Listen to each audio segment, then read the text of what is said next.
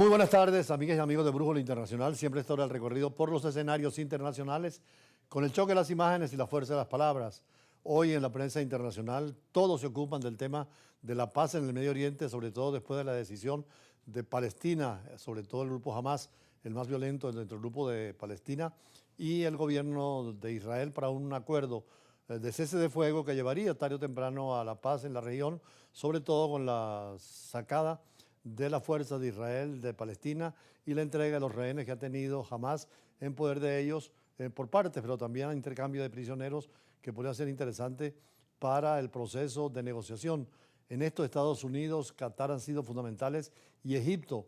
Y además creo que la presidencia de Trump obligó también a los actores a llegar a acuerdos por lo que había dicho anteriormente y frente a un Trump que el lunes empieza a amenazar los destinos de Estados Unidos.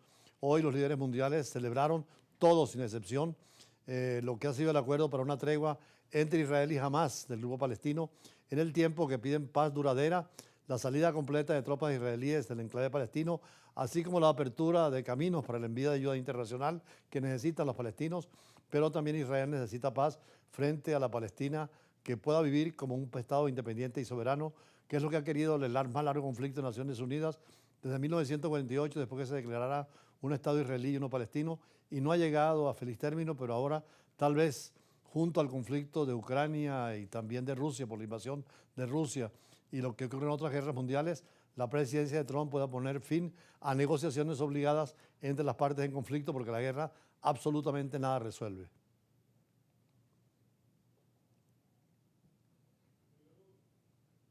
Celebraron por toda la Franja de Gaza la noticia de un acuerdo para una tregua entre Israel y Hamas, así como la liberación de rehenes a manos del movimiento islamista palestino y prisioneros. La guerra, que duró 15 meses, ya dejó decenas de miles de muertos en Gaza. Me alegro de que el derramamiento de sangre, las masacres, el terror y el miedo por nuestros hijos y todo el pueblo palestino que estaban bajo la amenaza de muerte y bajo el fuego de los aviones de ocupación israelíes, ya sea desde el aire, la tierra o el mar, se detengan. Los israelíes expresaron tanto alegría como aprensión tras el anuncio. 97 personas seguían cautivas el miércoles en Gaza, pero el ejército israelí estima que 34 de ellos murieron.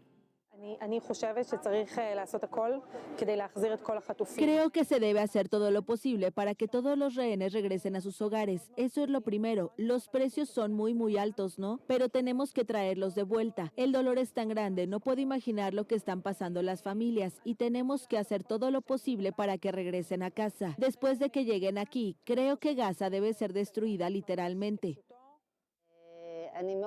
Estoy muy emocionada por la noticia de que los rehenes volverán con nosotros. Me conmueve, me da escalofríos. Ojalá volvieran todos. Creo que necesitamos, aunque sea por fases, aunque vuelvan de 10 en 10 cada vez. Lo principal es que vuelvan con nosotros. Lo principal es que tengamos a nuestra gente en casa. Y por supuesto, me alegraría que volvieran todos juntos. Amén, que vuelvan todos juntos. Pero a quien vuelva lo recibiremos y abrazaremos con mucho amor. Por su parte, el secretario general de la ONU, Antonio Guterres, celebró el acuerdo y agradeció a los mediadores Egipto, Qatar y Estados Unidos por su compromiso inquebrantable con la búsqueda de una solución diplomática, misma que calificó de fundamental para lograr este avance. Es imperativo que este alto el fuego elimine los importantes obstáculos políticos y de seguridad que impiden la entrega de ayuda en Gaza, de modo que podamos apoyar un aumento importante en el apoyo humanitario urgente para salvar vidas. De hecho, el mismo miércoles comenzaron las negociaciones para abrir el paso de Rafah, que separa Gaza de Egipto, y autorizar la entrada de ayuda humanitaria al territorio palestino. La Unión Europea aplaudió el miércoles el anuncio de la tregua y el jefe del gobierno español, el socialista Pedro Sánchez, dijo que un cese al fuego era crucial para lograr la estabilidad regional. En tanto, el presidente turco Recep Tayyip Erdogan afirmó el miércoles que espera una paz duradera entre Israel y el movimiento islamista palestino Hamas. Arabia Saudita celebró el acuerdo, pero reclamó la retirada completa del ejército israelí del territorio palestino. La guerra en la Franja de Gaza se desató el 7 de octubre de 2023 tras el ataque de Hamás en el sur de Israel, en el que comandos islamistas mataron a 1.210 personas, mayoritariamente civiles, y secuestraron a otras 251, según un recuento de la France Press basado en datos oficiales. En respuesta, Israel lanzó una ofensiva aérea y terrestre en Gaza que mató más de 46.700 personas, sobre todo civiles, según datos del Ministerio de Salud gazatí, que la ONU considera fiables. Por cierto, como en toda negociación, siempre hay radicales de un extremo y del otro que no le dan la razón a las negociaciones de paz. Naciones Unidas estableció en 1945, cuando se firmó la Carta de San Francisco, un principio fundamental que es la solución pacífica a las controversias internacionales. El artículo 33 de la Carta de la ONU establece precisamente ese mandato. Sin embargo, pareciera que Tucídides, aquel que describió la guerra del Peloponeso en la vieja Grecia, tuviera siempre razón de que las potencias ya no son solamente los actores en el terreno, sino los que están detrás con el poder político, económico y mundial, son los que mueven muchas fichas y son los que influyen en estos conflictos regionales. Ojalá que los estados tuvieran conciencia del daño que produce las guerras y los conflictos y que tuviéramos siempre negociaciones de paz. A nadie le conviene, el Papa lo decía recientemente, estamos en el mismo barco y a todos nos perjudica la guerra y el conflicto. Por eso lo importante de la prédica de la paz y de la formación de los jóvenes hacia la convivencia, el diálogo y la negociación.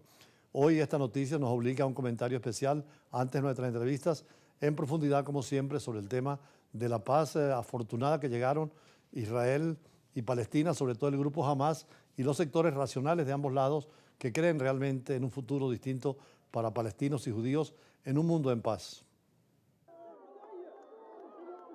Este próximo domingo entrará en vigor el acuerdo de paz, por lo menos primer paso con el cese de fuego entre Israel y el grupo armado Hamás de Palestina. 13 estados han sido los actores fundamentales de este acuerdo de cese de fuego: la República de Egipto y Estados Unidos, además del Emirato de Qatar. Uno de los primeros países en confirmar la conclusión del acuerdo de Doha fue precisamente Qatar. Según su primer ministro Mohammed Ben Abdelrahman Al Thani, el alto de fuego entre Hamás e Israel entrará en vigor este domingo 19 de enero.